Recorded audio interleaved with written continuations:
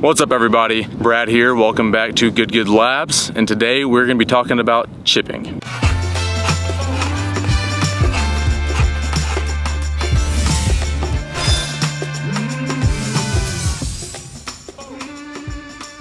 Chipping is obviously a very valuable part of the game of golf. I've always had a pretty good short game and I've always been pretty good at chipping, and I think it's been great for me because on days I'm hitting it bad, it doesn't feel like my round's just gonna go to complete crap because I know I have good hands around the greens and I can get balls up and down, and I can save rounds by chipping it well. On days that you're not hitting it very well or days you're missing a lot of greens, it can help you save some very valuable strokes around the greens, and it's kind of a good safety net mentally, knowing that you don't have to go out there and hit every single green or hit a bunch of greens to be able to play well. And that's one thing the pros do so well is on easy chip shots, easy shots around the greens, they don't mess up. They hit it tap in range, they hit it within 5 feet, get up and down and go on with their day. So first off, before we even get to the actual chip, it is so important to be able to pick the right club for your chip. So I'm kind of different on this. I use my 60 basically as my only club around the greens, but I sometimes will use a 50 degree or 56 degree if I have a really long chip with a ton of green to work with, just depending on the shot. Maybe if it's uphill and I just need a little more oomph to get up the hill, but usually it's a 60 degree for me.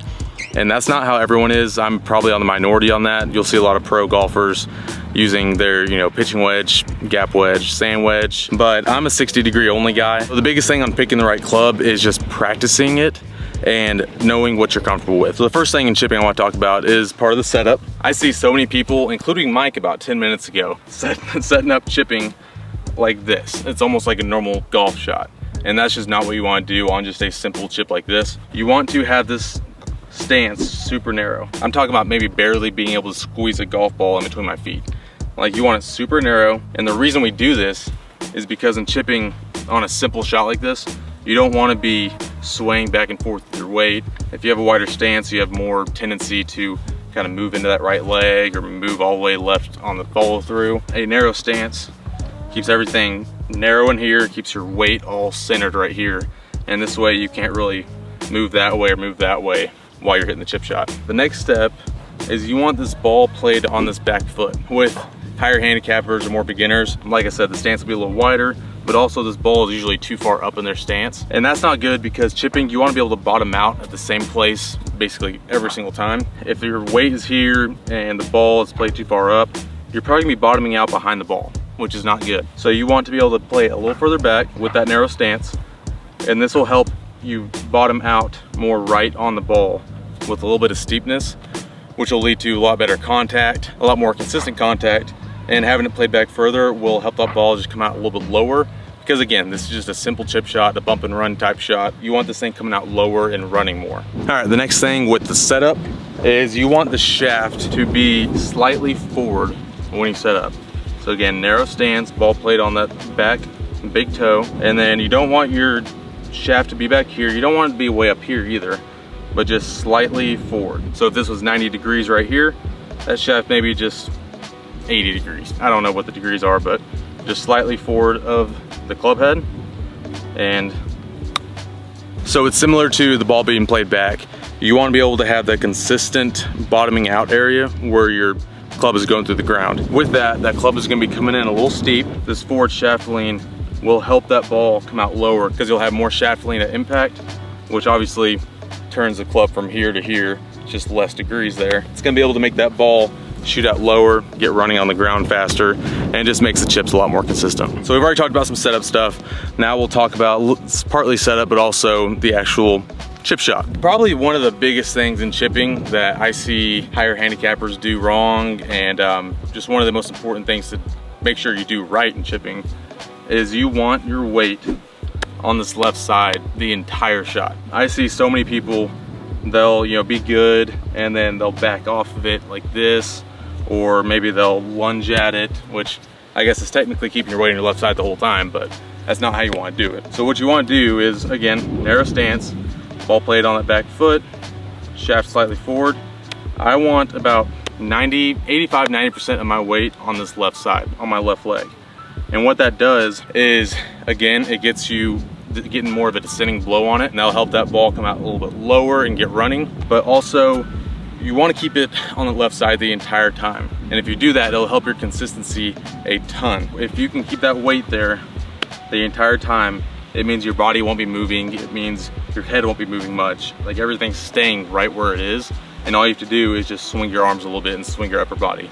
And that makes the consistency of chipping way easier if you can just keep that weight in the same spot. Next up, we're gonna be talking about the actual motion of the chip shot. You wanna keep this as simple as possible. Chipping is a very simple thing if you are doing the basic fundamentals correctly. On the way back, like I said, set up good, narrow stance, ball played back, shaft slightly forward, weight on the left side. You want this club and hands, you don't want to just straight back. I mean, some people like to do that, but I'm not a fan of it for just a simple shot like this.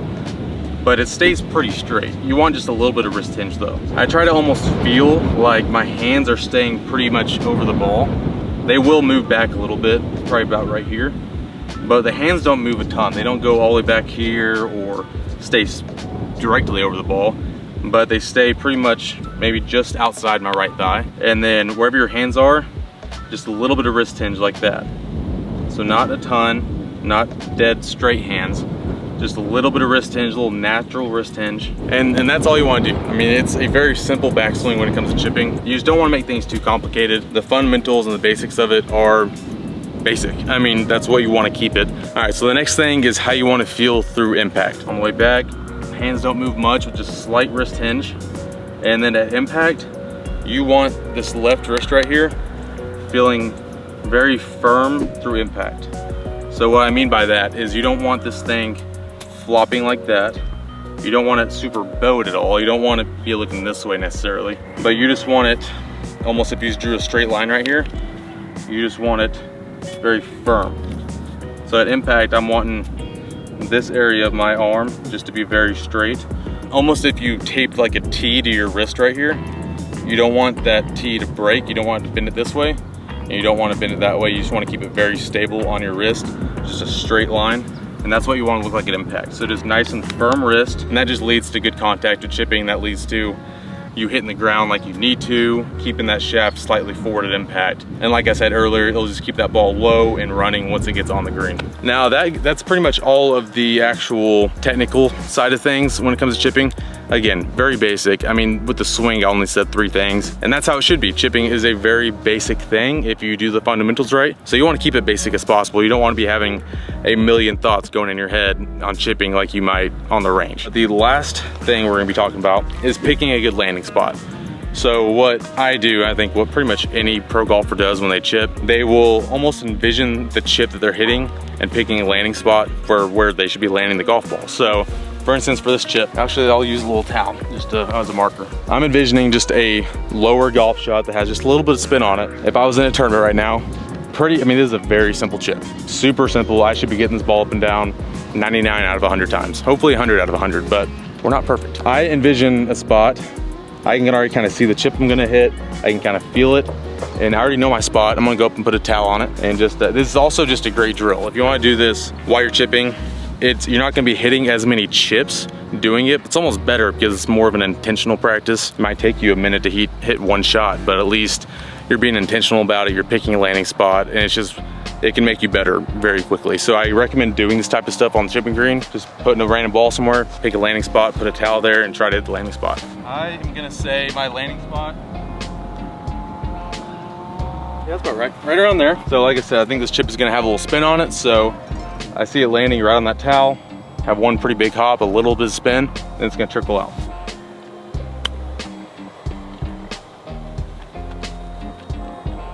All right, so that was pretty good. Obviously, it's gonna be very difficult to hit it right on the little towel every time, but if you can land it somewhere around it or on it, hopefully, then you're probably doing a pretty good job. See, one thing I learned right there is I probably picked too far of a landing spot. I landed about a foot short of that towel, and my ball pretty much got to the hole. So maybe next time, if I wanted to go hit another chip, I would just adjust my landing spot. This is a great drill to do just to kind of visualize that chip shot before you even hit it. But like I said, just practice with different clubs so you understand how the ball comes off each club, how much is gonna roll out, all that type of stuff. So that was a lesson on chipping. Like I talked about, chipping can be super basic, and it should be very basic. There's not a whole lot of technical parts of the chipping, and if you get it down, it's a part of your game that you can just utilize in every single round of golf you play. Thank you again for watching. Like I said, I hope these help, and I hope it can improve your scores out there on the golf course. If you have any questions, just leave them in the comments, and I try to go through the comments on these videos and answer any questions that anyone has.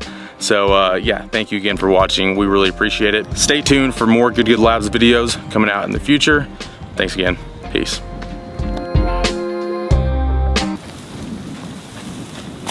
Alright. Why would you do that? Right when I was doing it, I was like, why am I doing this? I'm such an idiot.